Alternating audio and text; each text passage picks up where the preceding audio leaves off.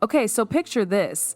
It's a sunny day in LA, but inside Sean Diddy Combs' mansion, the atmosphere is anything but bright. Feds are swarming the place, not just poking around, but seizing everything electronic they can get their hands on. Phones, laptops, computers. If it has a chip, it's going into an evidence bag.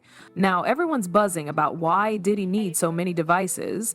Honestly, it's not that weird when you think about it. He's a media mogul, a music producer, a businessman with fingers in a million pies, plus, he's got kids. Kids these days have more gadgets than NASA in the 60s.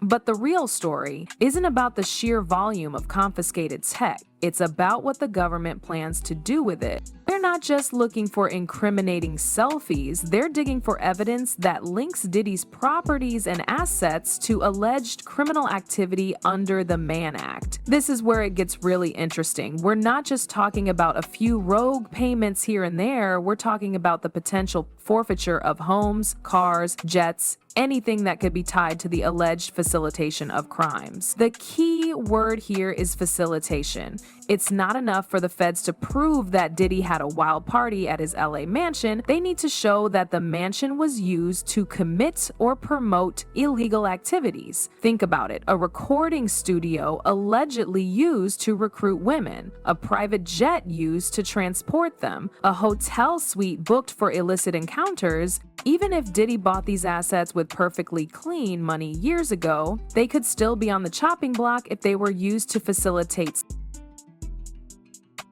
Now, Diddy's legal team is probably working overtime to argue that these activities, even if they occurred, were not the primary purpose of these properties. They'll say the mansion is a family home, the jet is for business travel, the studio is for making music, but the government has a powerful weapon in its arsenal, the ability to trace financial transactions. And that's where the corporate bank accounts come in. It's one thing to spend your own money on questionable activities. It's another thing entirely to use company funds to pay for transportation, rent, or even outright prostitution. This is where Diddy's alleged actions could cross the line from personal indiscretion to criminal enterprise. The feds are reportedly scrutinizing Diddy's business accounts, looking for evidence that he used them to facilitate illegal acts. If they can prove that he paid for these things out of corporate accounts, then Diddy is going to lose a lot of money. Imagine the paper trail: wire transfers, QuickBooks entries, internal emails authorizing payments. Each transaction is a potential piece of evidence that could be used to build a case against him. And it's not just the money itself that's at risk. The feds could also go after the business assets purchased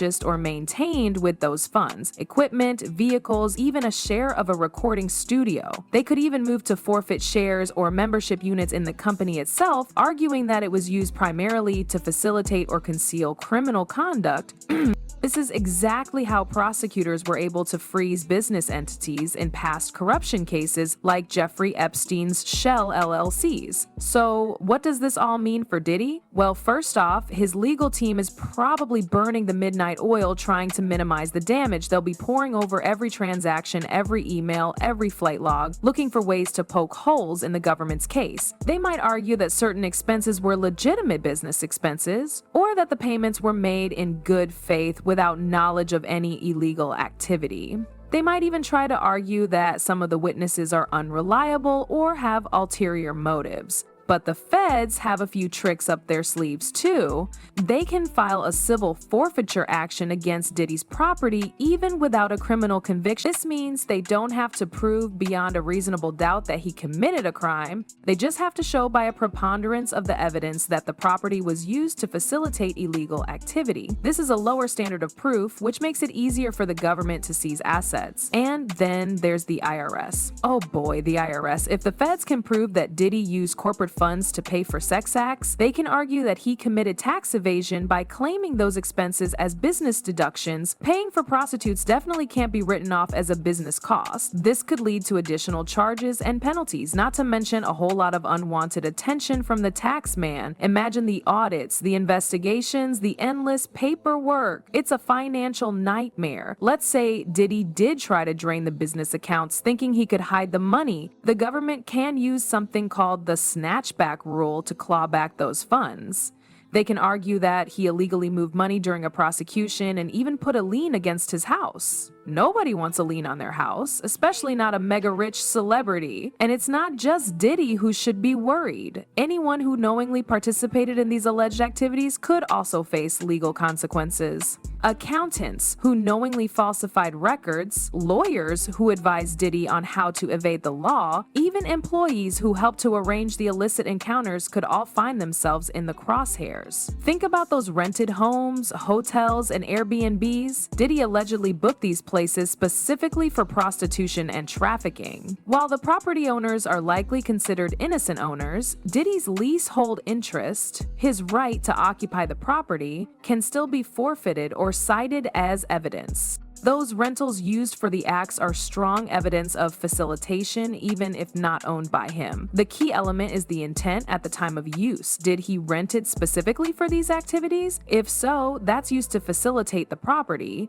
What about Jane's lease? The federal government could try to take over that lease and say she can't use it anymore. Diddy's friend Tim Westwood is also going down. He's facing this forfeiture. It's not looking good for Diddy or his inner circle. 2025 is shaping up to be a very bad year. The feds are building a case, one transaction at a time, one witness at a time. And if they can prove that Diddy used his wealth and power to exploit and abuse others, he could face serious consequences, both financially and legally. Consider this. Diddy books a hotel suite under the guise of a business meeting. Flight logs show a young woman, let's call her Lila, flying in from out of state. Receipts show lavish dinners, expensive gifts. Text messages, if recovered, paint a picture of coercion and exploitation. Each piece of evidence, seemingly insignificant on its own, forms a damning mosaic. The prosecutors don't need to prove Diddy personally forced Lila into anything. They just need to demonstrate a pattern of behavior.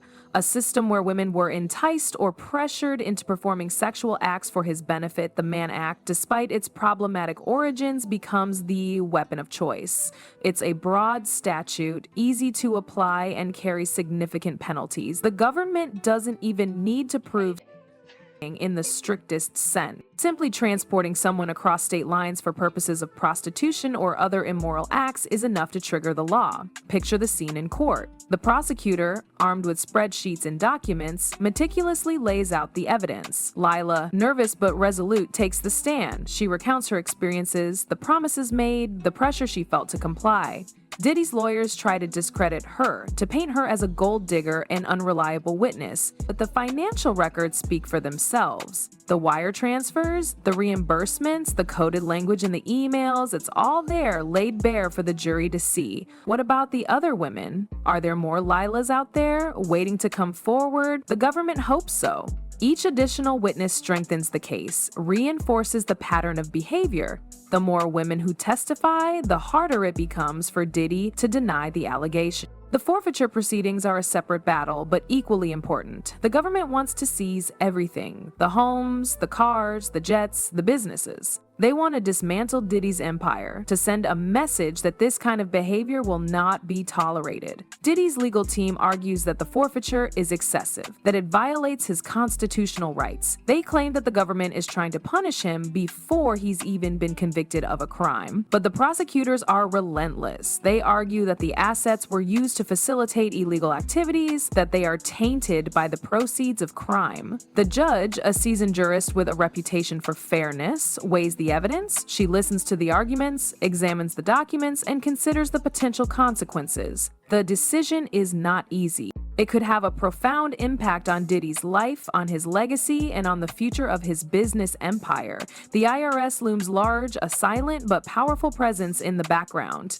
They begin auditing Diddy's tax returns, scrutinizing every deduction, every expense. They uncover a web of shell companies, offshore accounts, and questionable transactions. It becomes clear that Diddy has been playing fast and loose with the tax laws for years. The tax evasion charges are just the beginning. The IRS also starts investigating Diddy's business partners, his accountants, and his lawyers. Anyone who knowingly helped him to evade taxes could face criminal charges. The pressure mounts. Diddy's world begins to crumble around him. His friends and associates distance themselves, afraid of being caught in the crossfire. His business deals fall apart. His reputation is in tatters. He retreats into his mansion, a prisoner in his own gilded cage. So he spends his days talking to his lawyers, trying to salvage what's left of his empire. He knows that the odds are stacked against him, that the government is determined to bring him down. As 2025 dawns, Diddy faces a stark choice: fight the charges and risk spending years in prison, or negotiate a plea deal and try to minimize the damage. Either way, his life will never be the same. The empire he built, the wealth he accumulated, the power he wielded, all of it is threatened. The party is over, the music has stopped, and Sean Diddy Combs is left to face the music.